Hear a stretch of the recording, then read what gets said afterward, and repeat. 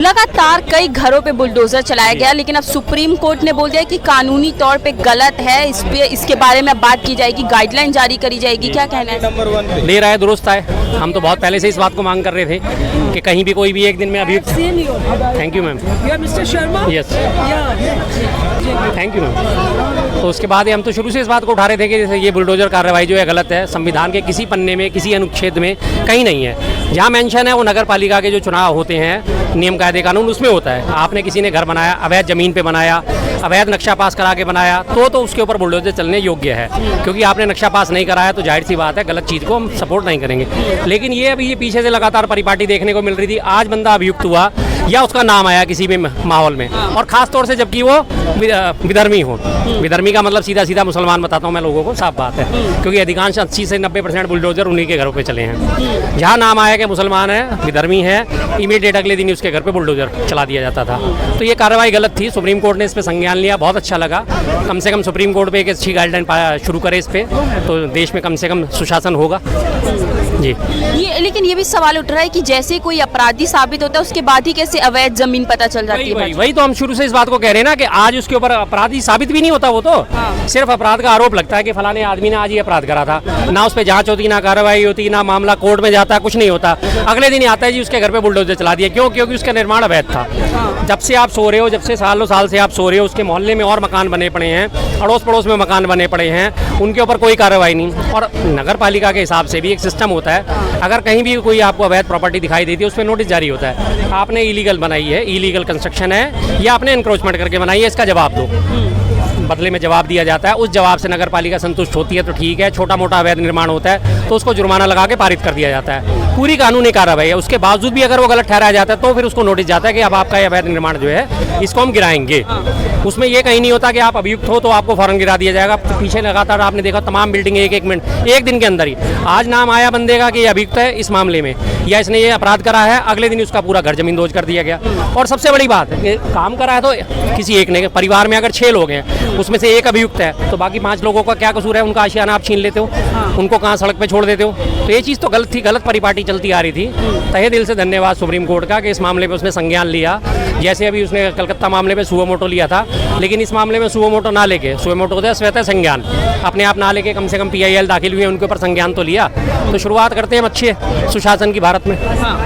अच्छा, तो क्या कहना है जिस तरीके से भाजपा अभी भी बोल रही है कि हमने कानून के दायरे में रह के ही किया है, पर सुप्रीम कोर्ट बोल रही है अगर कोई अपराधी साबित हो भी जाता है फिर भी आपके पास कोई राइट नहीं कि आप किसी का घर तोड़। जी बिल्कुल। अपराधी साबित हो जाता है तो उसका घर तोड़ना तो जायज़ बात है कि नहीं होगा। वो अपराधी साबित होगा तो उसे कानून के अनुसार जो सजा मिलेगी वो मिलेगी। घर तोड़ना तब जायज़ है जब वो घर अवैध हो, निर्माण अवैध हो, नक्शा पास करा के ना बनाया हो, किसी जमीन पे एनक्रोचमेंट करके बनाया हो।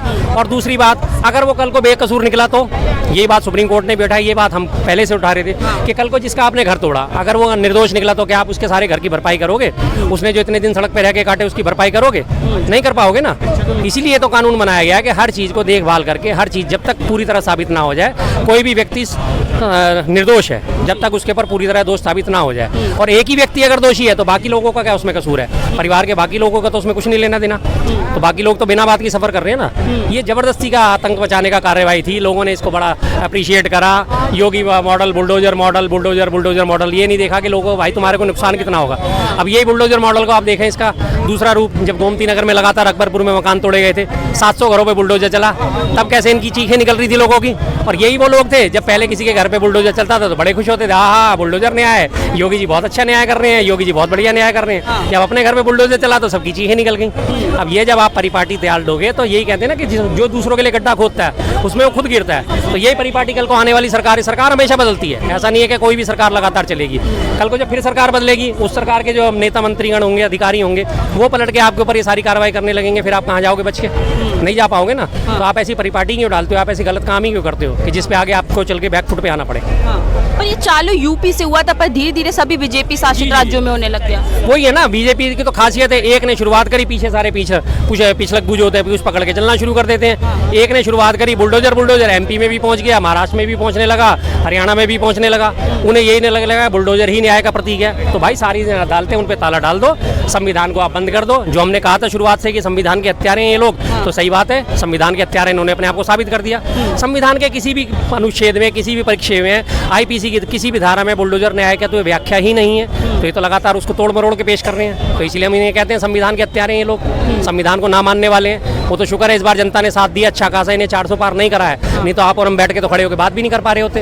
अब यूपी से जो बात की शुरुआत होती है, आप यूपी में ही देख लो इस बात को। अब उन्होंने एक ब्रॉडकास्ट बिल लेके आए हैं। आप अगर सरकार की नाकामियों को उजागर करोगे तो आपके ऊपर देशद्रोह का केस चल सकता है, राष्ट्रद्रोह का केस चल सकता है, शासनद्रोह का केस चल सकता है। लेकिन अगर आपने सरकार की वाहवाही करी तो आपको 2 लाख रुपए महीने से लेकर 8 लाख रुपए महीने तक का दिया जाएगा। मैडम आप भी लोग बदल लीजिए भी ज़्यादा, कुछ कमाई हो जाएगी। लेकिन हमें मालूम है खैर आप लोगों की बदौलत कम से कम कुछ जिंदा है भी नहीं है जी।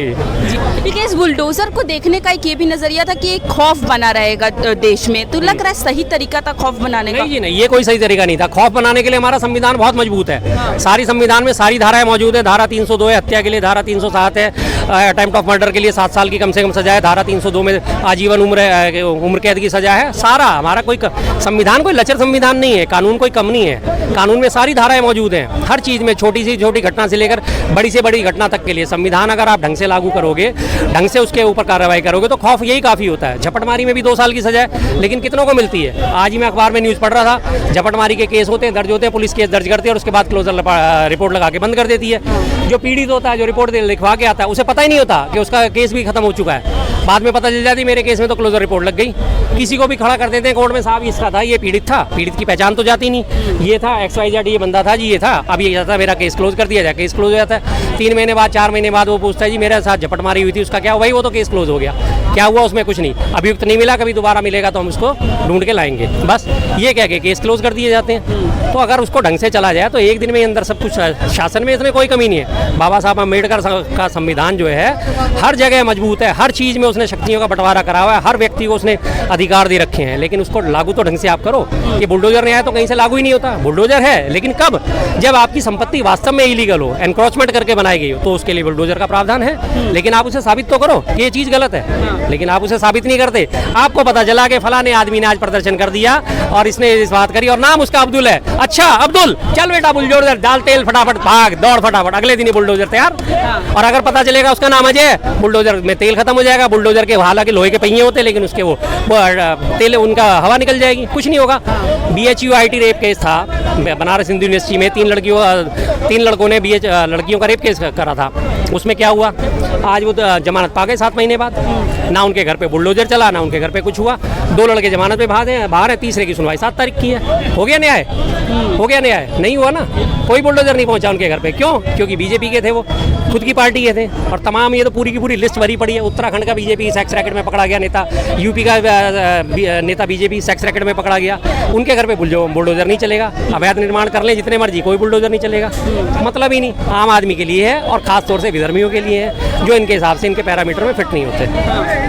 वैसे योगी जी ने तो साफ साफ बोला था कि कोई भी अपराधी होगा देखा नहीं जाएगा, सीधे सीधे बुलडोजर चलेगा। पर ये देखा गया है कि जब भी कोई बीजेपी का कार्यकर्ता अपराधी साबित होता है तो उन पे सिर्फ जांच चलती रहती है, फिर बेल भी मिल जाती है। बिल्कुल वही है, मैं अभी दिखा रहा हूँ आपको ये चीज़ निकाल के। लगातार लाइन लगी हुई है। यूपी की खासियत, यूपी की बात करी जाती है बार बार, हमारा पड़ोसी राज्य है यूपी, और उसमें लगातार ये देखिए जी, महिलाओं के खिलाफ अत्याचार में यूपी।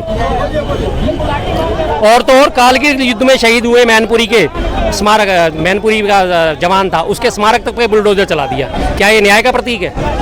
सिर्फ इसलिए चला दिया गया क्योंकि वो समाजवादी पार्टी से उसके लोगों के ताल्लुकात थे और वो मैनपुरी का था। मैनपुरी समाजवादी पार्टी का गढ़ है। सिर्फ इसलिए, सिर्फ इसी बात पे शहीद मनीष यादव, नाम के साथ यादव जुड़ा हुआ, तो उसके स्मारक तक पे बुलडोजर चला दिया।